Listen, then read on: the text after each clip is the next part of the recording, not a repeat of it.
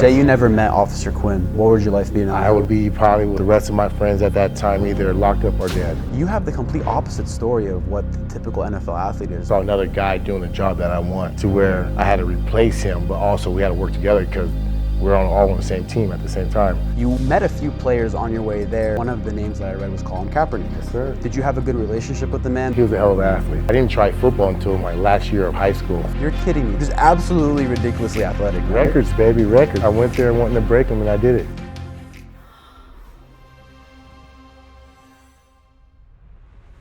Today I have with me a 5-year NFL linebacker drafted in 2011 by the Cincinnati Bengals, is known for having a ridiculous performance in the NFL Combine of his decade, also is inducted into the University of Nevada Football Hall of Fame, is rumored to be a 16-sport athlete in high school. We're going to find out if that rumor is true today, so stick around. Also, last but not least, he is the owner, operator, and trainer of Inferno Performance Gym. Let's get to meet him. Dontay. What's up, my man? How are you, bro? Good, man. Good seeing you. All is well. Ready? Yes, sir. Let's go. So Dontay, as I said in the introduction, there's a rumor that you're a 16-sport athlete in high school. Is that true, or did someone make that up? It's facts. It's around that same number. A little more, a little less. I can't even name you 16 sports, man. Can you tell me something? Honestly, I did gymnastics, I did cheerleading, I did track, I did baseball, I did basketball. I dove into wrestling a little bit, dove into basketball a little bit. I didn't stay as long, so those are the two sports I say I did give an L to throughout my life.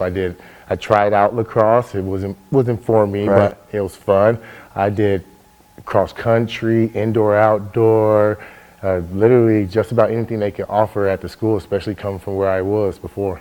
So you're a very masculine man. When we first met, you basically destroyed my hand with a very firm handshake. You said cheerleading and gymnastics. Yes, sir. So in high school, at least I was, and a lot of kids are, they're very insecure about themselves. It's about establishing yourself in the world, figuring out who you are, all that good stuff. Were you not insecure about any of those sports where they have a feminine touch to them? At that time in my life, when I got to Hamilton, I was turning over another chapter in my life and trying to take in any opportunity that I could. So I wasn't really worried about what other people thought or their opinion of it. I was trying to discover what I was going through and what I was doing in every sport. Any opportunity that allowed me to better myself as a human being, I loved, because during that gymnastic phase, that competition cheer, that I was the best shape I've ever been in, and it wasn't the way a lot of people may think it is. It's hard out there for them, and I give it off to you guys. I hear you. So the thing is with high schoolers is that you also have education on top of sports, plus your social life and all the other stuff that you do as a kid. That takes a lot of energy. Were you ever finding yourself in a point where you're drained, where you're exhausted from all of the extracurricular activities, or no, did you have a passion, you're hitting it every single day, you're like, this is what I want to do, I want to do sports when I finally get to the big leagues? It was, what drove me was the opportunity. So coming from South Phoenix, where I originally was at Alhambra High School, making that 30-minute commute just to go to school, I started having to make that hour commute to go to Hamilton after I had to leave Alhambra, and that opportunity was different. It was eye-opening. It went from a culture shock, not only, but educational shock, and I took it and I grasped it and tried and did anything I could. So each morning I woke up and took it as an opportunity to be better than what my mom and dad set out for me, just as they told me to be better each time. And that's what I install in also my kids, be better than me. So a lot of times a dad who was a legacy athlete would force their kid to do something that they did, but they would want them to be better, right? They would live through them. Were your parents ever forcing you to do sports, or was it all self-driven? Honestly, sports was more self-driven. It was around in the household, but my older brother was the football guy. He played Pop Warner. He did all the things like that.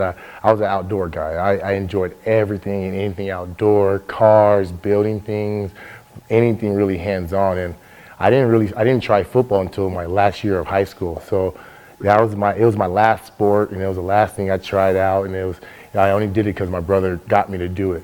You're kidding me. That was the last out of the 16 sports you did. Yes, sir. Yes, sir. And that was the sport you made it to the highest level at. You made it to the NFL. That's a fact. Okay. That's absolutely insane to me. So for just a reference, no way, shape, or form am I comparing myself to you, but I was in the varsity basketball team in high school, and I remember waking up every morning at 5 a.m. for those early practices, and then we had practices at night. I was thinking to myself, on top of academics and then doing 2 workouts a day, hour long, all those stuff, the hard drills, I was like, this is kind of tough. They were asking me to do volleyball too at the time, and I was like, there's no way I can do 2. But the fact that you did 16, the last sport you tried was the one that you ended up making a career and name out of, is absolutely mind-boggling. Okay, so transitioning from high school to university level, there's also another rumor you got 27 scholarship full ride offers. That is a fact. That's a fact. Were they all for football? No, I had academic scholarships. I had track scholarships, a couple of cheerleading partials, a couple of football, and then I was just like really just putting my hands in any opportunity that I could, and they were bringing it back to me. So how did you end up deciding football was the way to go? I love football. With that contact and that thrill and that camaraderie that was into it, it was awesome. The fact that my brother brought me into it towards the end of my junior year, and I got to try it out that JV season, but going into my senior year was when I excelled. I didn't even know much about football. I just see ball, get ball. So I was just an athlete, so I tried it out, and honestly, football opened a lot more opportunities to me than my first love, track, or anything else like that. Okay, that's very interesting. So was there another sport rather that you were very good at?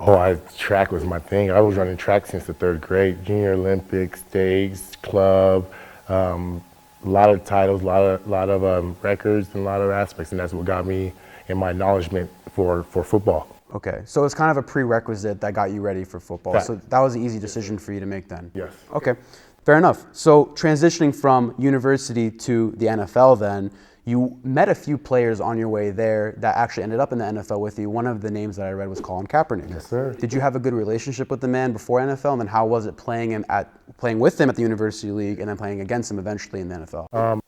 Good thing about that is we went there the same year. We went in there, got our scholarships, signed our letter of intent literally at the same time, and our whole 4.5 years, 5 years there in Nevada was awesome, you know.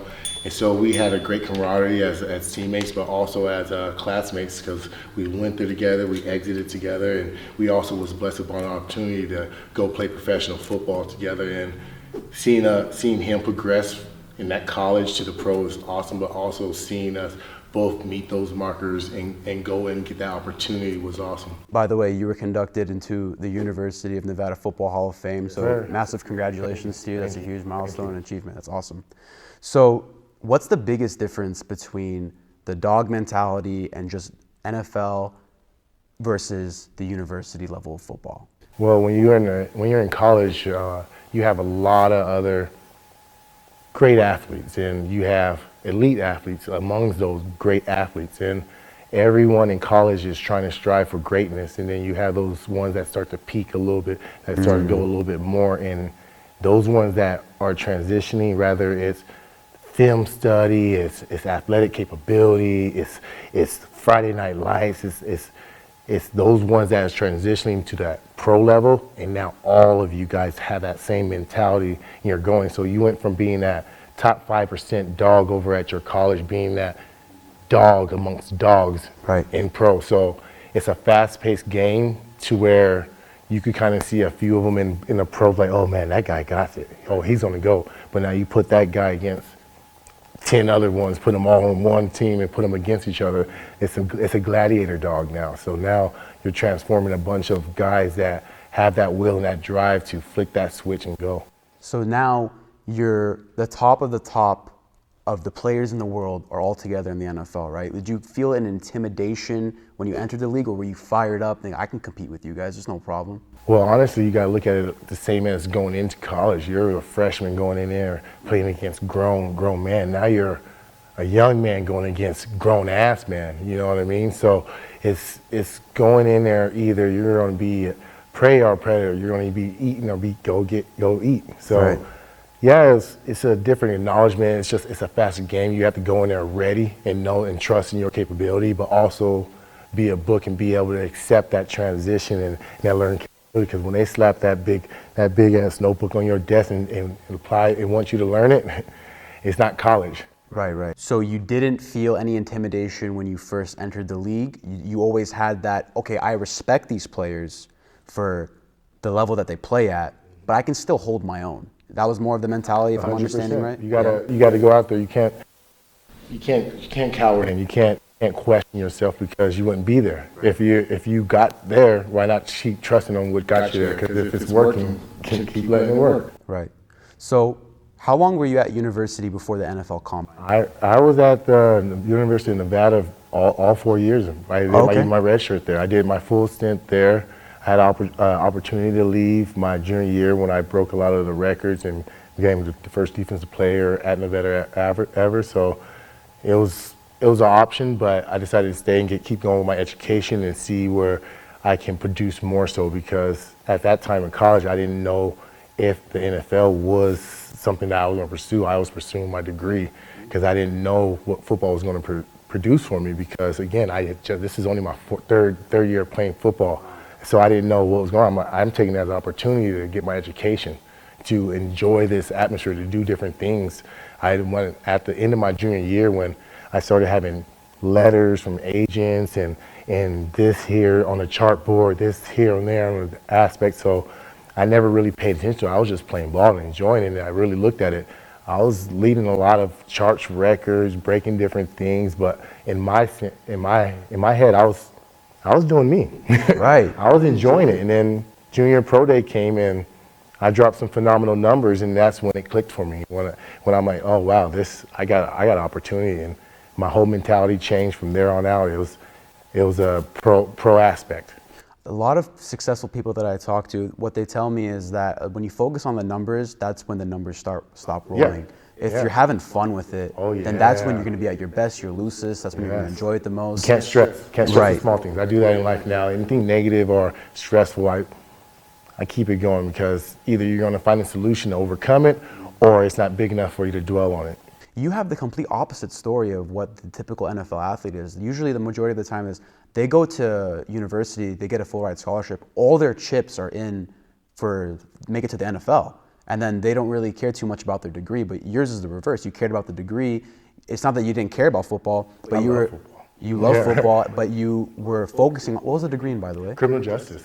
Wow, I would not have guessed that. And would that result in anything? Did you ever pursue that? No, I really wanted to be a juvenile detention officer, and I wanted to get into it and progress from there, because in my life, if I didn't meet that corrections officer or that guidance from that Officer Quinn at that time, shout out to my guy, but he helped turn over relief to where I wasn't in juvenile detention, I wasn't in the streets, I wasn't getting in trouble, to where if I can help that out in a lot of youth and people now today, that's what I wanted to do. And with the opportunity I have now is I help guide them and show them different opportunities, not just sports, it's not just education, but there's a hands-on aspect to life in general that they can progress in. So would you say that you said Quinn was his name? Officer Quinn. Officer Quinn. Was he one of those first mentors to you? Very first guy that helped transition me from what I was getting into to where I am now. And that was my 8th grade year of junior high. Junior high, yeah. Say you never met Officer Quinn. What would your life be now? I would be probably with the rest of my friends at that time, either locked up or dead. Really? Yes, sir. Wow, that's kind of heavy. It is. Okay, so to lighten things up a bit, let's go back to the combine. Going over your stats, you have had some of the top stats in your decade when you performed. You ran, just so everybody knows, a 40 in 4.44 seconds. Yes, sir. Just to name some of the household names that a lot of people know who you've topped, Von Miller ran a 40 in 4.53 seconds. Tim Tebow ran a 40 in 4.72 seconds. Eric Berry ran a 40 in 4.47. You outran all of them. You had a better time than them. Vertical and broad jump, Vernon Davis, you guys matched. And then Julio Jones, you had a better jump than him by 3.5 inches. Just absolutely ridiculously athletic, man. Records, baby, records. I went there wanting to break them, and I did it. And for my size, it was awesome. That's what So you were coming in as a linebacker and you were #1 out of all linebackers in 2011. I was at defensive end / linebacker. So I actually did both D-line and linebacker drills at the combine. So that's why they clustered me into that aspect. I was 280 at the time, though, rolling around there. So when you went into the combine, how does it work? Were there a lot of people that you knew there from other universities? Did you have friends coming in or like competition, guys you didn't like? Competition, other guys, people I came across, people I played other guys I grew up with, some childhood local friends and stuff. So it it was great to see other guys I knew going through that same process, because it was stressful. That process was a stressful 3 to 4 day stint at the combine. Right. And were there any people at university where you played against them and you're like, this guy, I'm going to see him in the NFL? There was a lot of guys, but the number one guy that I stood out that I saw all the time was Crabtree, and that name comes right to my head. He was a hell of an athlete. Yeah. Yeah. And we also Boise. Yeah. Did you ever have any rivalries with a person back in the day, and then moving into the NFL? Was there anyone where you were like, this guy, I'm gonna get the best of him? Honestly, no, I didn't have any rivalries, really. I had our team rivalries, like I just mentioned, Boise was our team. Other than our in-state, UNLV was our rival in-state, but I didn't have any competition or other guys I was really worried about, because still to this day, I don't try to worry about others. I try to do me. So even at the NFL level? No, I didn't. I try not to stress it. It was more competition for this job, because it was a job. It's a business. So the guy ahead of you, you're trying to outwork him, outdoing it. It's not quite the competition. I didn't see it as a competition. I saw another guy doing the job that I want, to where I had to replace him, but also we had to work together, because we're all on the same team at the same time. So even though he's ahead of me, I had to still give a good look for him to better himself, but also keep my job. Right, and so you actually had a lot of big name teammates along with yourself. So you had Larry Fitzgerald, Carson Palmer, Patrick Peterson, Tyler Lewan, AJ Green. You played with all those guys. Were any of those people mentors to you when you first came to the league, or the team? Anyone reach out a good hand to you, teach you? Honestly, when I first got to the league, the number one guy that reached out was Dontay Moch. That guy, he has a great stamp in the NFL. Great man, great father, great aspect and leader. And so when I first got there to Cincinnati, he took the reins of a lot of things and helped guide a lot of us younger guys in, outside of the rookie symposium and other fellowships. But yeah, that was him. And so the other teammates, did you have any close relationships with them off the field, or was it strictly business for you? Yeah, actually, through my stint, I had a bunch of random connections with different guys off the field. But other than that, a lot of guys treat it as a business or camaraderie. It's a tight group, but at the same time, when you leave, you have your own families, you have your own other things. So some guys are starting their families, some guys are out seeking to try to find their families, and some guys are just enjoying themselves. So there was a few good friendships that we had amongst the way, and some great teammates as well. Did you have a favorite moment in the NFL?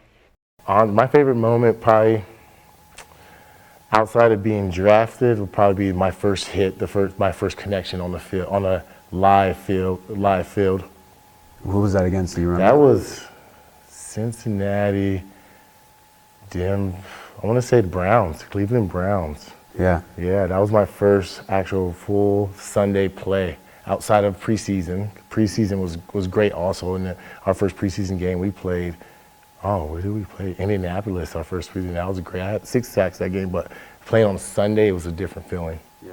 Yes. It's awesome, man. If you guys enjoyed the content so far, comment down below what your favorite part is. Leave a like and subscribe. Thank you. All right, guys, Inferno Supplements, your one-stop shop for our Inferno Supplements, your health and wellness needs. We have collagen, glutamine, fibers, but most of all, we have your recovery. It's all your EAAs that you need to keep yourself recharged and recovered. Also have your base vitamin, proteins from whey, vegan, as well as your big tubs. Check out our greens, our reds, all items. I know you're shopping at the grocery store, so go shop local. Thank you. And so something I want to touch upon, what we were talking about a little earlier before the interview started, is how you're a very adaptable person. So I was talking about how if you're a car guy and you have a car and you flex that car, you post it on Instagram, you're known as the guy who's whipping it around, and then one day, God forbid, bam, you get in a car accident, that car is gone. Yeah. So is your identity at that point, because you made your whole entire life about that car. Everyone knows you as the dude with the Camaro. So a lot of NFL athletes, and not even NFL, just athletes in general, they're associated with their title, their career. This guy was the best shooting guard, you were the best this, that, and that. You took it the other way. You eventually left the NFL, you retired, and now you are here and you've started Inferno Performance Gym. Can you tell me about how you're adapting, how you always are willing to let go of your ego, where you're able to move on to the next chapter of your life? Can you talk about that? Yeah, so like I said, from being raised where I was in a growing to adjust, either you're going to be a part of your environment or you're going to grow from that, and that's how I am. I take the next chapter, I adapt, I grow, I try to learn and master it and go on to something else.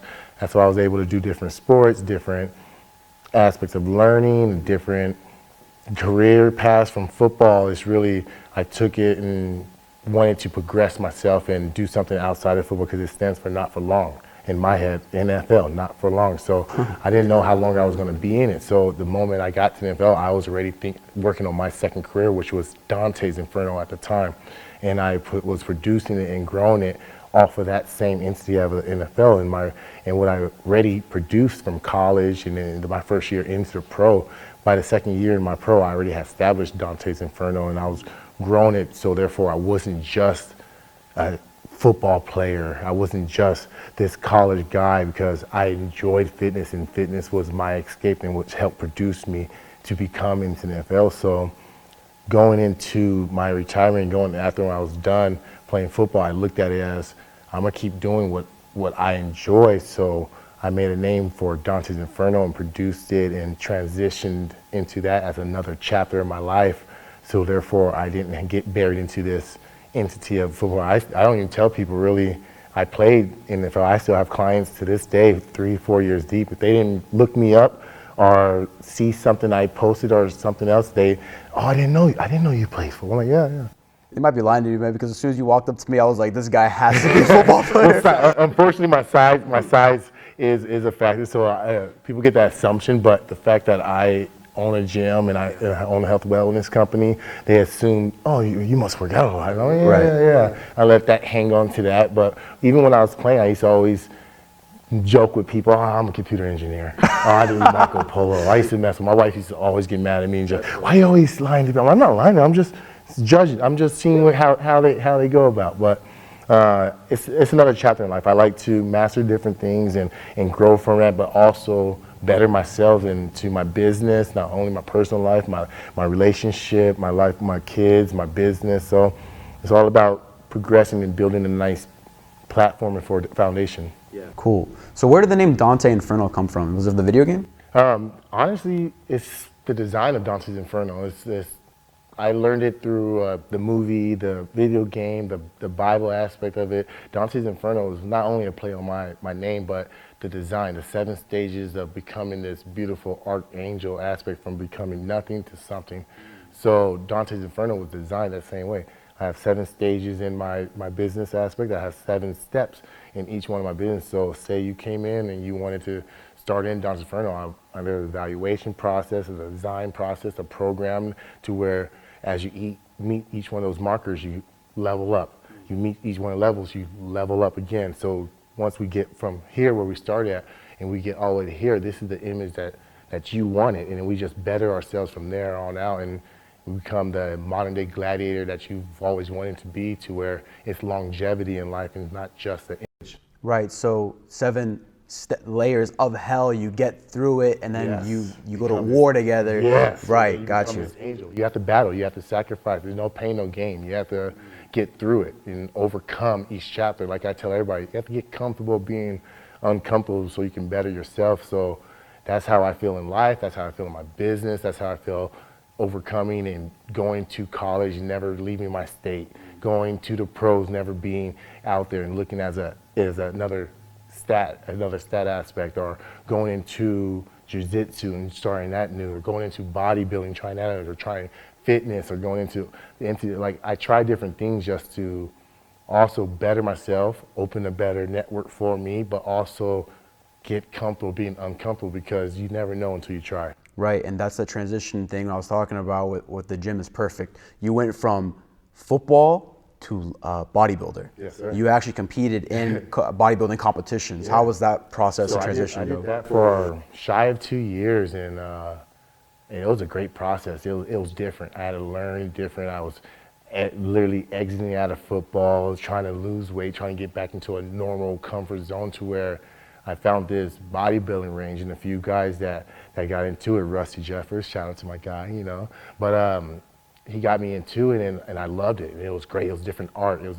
a different aspect on it. But I saw how I could implement that into what I was doing already, which was fitness, which is performance. And so if I can manipulate my body and structure, I can help others manipulate their body and structure. And fitness range, not only just the bodybuilding. I did the physique range of it. I did the bodybuilding for a year and a half, and I went to nationals and I enjoyed it. So once I got there and I placed amongst some of the pros, some of the big guys that was doing it for years and years and years in, I kind of slowly backpedaled and helped a lot of other guys achieve their goal in that realm, to where it just bettered my resume and also my knowledge of health and wellness as a whole now than versus just fitness and performance where I started. So you went from bodybuilding to Brazilian Jiu-Jitsu. Yes, yes. What made you transition from that to that? New chapter. New It's chapter. just like I was saying, I like to try different things, go into different realms of opportunities, but anything that's going to better me as a wholeness, but also progress my entity, my business, and what I'm trying to grow from is great. But not only me doing it, my kids got me into it. So I started sponsoring a couple of fighters, MMA fighters, some jiu-jitsu guys, and one of the jiu-jitsu guys started progressing, getting better, and he opened up his own place. Shout out Refuge, that's my place, Refuge. He opened up his own place, and right when he opened it, he's trying to get me into it. I'm like, oh no, I'm gonna stick to this. I'm still bodybuilding at the time. Oh, I'm gonna stick to this, and then cool off on a while after I get done with this. And after years going by, my kids are all of age, and they go, hey, I want to try out jiu-jitsu. I'm like, okay. Took them out there, let them try it. After a week or so, they asked me to do it. And I'm like, oh man, I'm already there. Yeah. And then he's over there egging it on. And then finally, I'm like, another opportunity, let's try it out. So I jumped into it after that realm of bodybuilding. And then within a few weeks of doing so, I threw my name in a ring to start doing live matches. And then found the clutch for it and a new love for it, and got comfortable being uncomfortable. And now I'm looking at it, I've been doing it for almost a year now, and I'm enjoying it. You actually just won a gold medal in the Arizona Yes, Brazilian Jiu-Jitsu competition recently. yes. Congratulations to you on that. Just shows you, if you're willing to put in the work and go into the next chapter of your life with a good mentality and hit it with a dog mentality, that you're gonna win at the highest levels if you really train. Consistency, that's a key. I wanna know from you, because of a person who's transitioned so many times, you're not afraid of doing so. When do you know it's the right time to transition? Well, there's multiple times that you can transition. You can transition when you're too comfortable in the situation, or too lackadaisical, or you don't appreciate what you're doing. That's the perfect time to transition, because it's going to show you that you appreciate it more, or it's going to help better you, or it's going to realize and open up a whole nother chapter that is going to help better you as well. Are you ever afraid of letting something that you're really good at go when you move on to the next chapter? No, because it's always going to be with you. Because even though I transitioned from football to fitness, to jiu-jitsu, bodybuilding, to Brazilian jiu-jitsu, I'm still doing football all throughout. Rather it's drills, rather it's jiu-jitsu, takedowns, hitting somebody, bodybuilding, working a structure, a camaraderie, all those different things have bits and pieces of your sport or something else that you have. So all your past is you're always going to bring it with your present. It's just rather you're clinging onto it, or you're going to let it help build you to progress towards the future. Right. And when you're doing stuff like that, I found personally a motivating factor is something that I like to think about when I'm going against something hard. When you were in the NFL, what was your motivating factor back then, and then what motivates you now to keep going forward? Back then, what motivated was to keep that train going. My motivation was to wake up and keep progressing forward, and just forward energy. And now it's the same thing, but also it's my family and my kids. That's what wakes me up and push me every day, because I not only want to provide for them an opportunity to better themselves, but also provide an opportunity for me to see them better themselves. If they came to you and said, Dad, I want to become an NFL player, would you support that? Or I rather they play sports or not, they will be capable of doing so. Like I tell them, you will be the most fit computer engineer out there, but I don't care what you do with your life, you will be able to defend yourself, you'll be able to provide for yourself, and you'll be able to think for yourself. So if he did ask me to play, then hey, let's get to work. I have no problem with hard work. But now that you're a father, do you see the different aspects and dangers of some of those physical sports where you can be like, I don't know if I want that for my kid or not, or you'd be like, you know what, I went through it, and if they go through it, that's completely fine. Which mentality do you have now? It's acknowledgement of the game, and my mentality towards it is right now I have young kids, so them trial and error things now is this is the best opportunity until they get of size and age to where it can have a big effect on it. There's dangers of doing it young, but not as much as doing it as a bigger adult in the physical aspect. So I'm free game to try on an error in the correct understanding and acknowledgement of the sport. Right. And so your body is always being developed. You're always working out, exercising your whole entire life. We said that in the beginning with high school 16 sports. Are you ever concerned with longevity in terms of getting your body burnt out or injuries? Because a lot of your business now is done through being a personal trainer and also what you do in Brazilian Jiu-Jitsu. Do you ever worry that the body has its limits and one day you won't be able to do what you're doing now at 50? Do you plan for that? I plan, my whole design is for longevity. Like I was saying earlier, it's not just to look the part, it's to be the part, because I want to still be able to do the same things I'm doing with my kids with their kids. You get what I'm saying? Because I'm not only raising my kids, I'm raising my kids' parents. You get what I'm saying? So I'm working for that longevity aspect. That's why I started my Inferno supplement line to help the health and wellness aspect. I started my Inferno meal line to help the health and wellness, because it's not just a physical battle and being able to do all these different things or look the part. We're looking for longevity, and we want to be able to outlive a lot of those that think that they're living now. So I'm looking to be able to do those things that in my 50s and 60s that I have my 50s, 60s, and 70-year-olds doing. I have clientele that are 70 years old that haven't done any of the movements that they've done doing now that they've done when they were 20 years old. So it's all about mind structure and mental capability. So if you allow your body to connect back with your mind and be all as one, that's longevity. And that's where I'm trying to bring all those fundamental movements, that youth juice, that young aspect into our day-to-day living, to where you're not just worrying about how you look, you're really training for longevity so it gives you a better look. Right, I like that. And you said one thing that I really think about often. I read a quote and it says, when you teach your kids, you teach your kids' kids. That's literally, I read that about, I want to say a few months back, and it stuck to me because that's what we're striving for, and that's where I go back to. You want your kids to be better versions of you. Right. So when they surpass you, that's a hooray for you, but also for them. So you want them to be better. Whether it's them being better athletes, being intellectually smarter than you, being physically dominant, like more. You want them to be more than what you were. Awesome, man.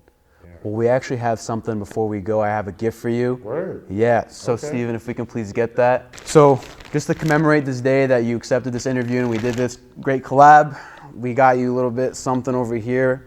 Okay. Your logo and my logo together, and then on the front, we got a Brazilian Jiu-Jitsu with the quote that I thought suited you the best. No guts, no glory, no legend, no story. That is word. All yours, man. Thank you, absolutely. Man. You got it. You got it. Much love. That's awesome, so, guys. Check that out. The guys that did it, their name are Ivan, Steve, and Narce. They started the Furta World company, shirt printing. I like that. I like that. That's their tag on it right there. That's clutch. I appreciate that. That's all yours, man. You got it. Yes, sir. Cool. So, amen. Thank you so much. I appreciate you.